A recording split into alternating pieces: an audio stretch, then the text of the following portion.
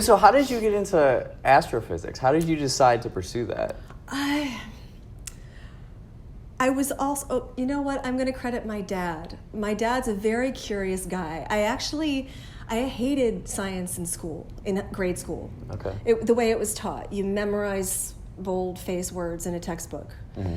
So I did, I did that fine, but I never really cared. But my dad is a really curious person. He would point out something to me like, oh, look at the icicles, honey, forming on our window. Why do you think that is? Isn't that weird? I say, oh yeah, that is kind of weird.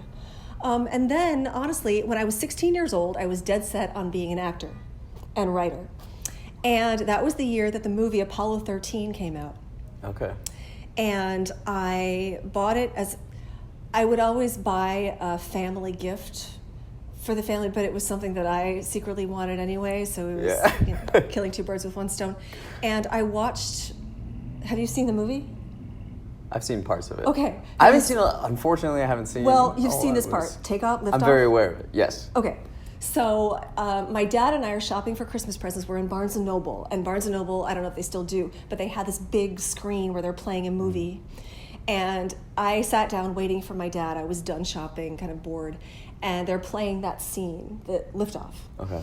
And I'm watching it, and they lift off, and I'm realizing that I'm in tears over the idea that we can do that we can figure things out to the extent that we can harness our understanding of the orbital dynamics, Earth-Moon system to build this thing that could, okay, they almost died, but that's not the point.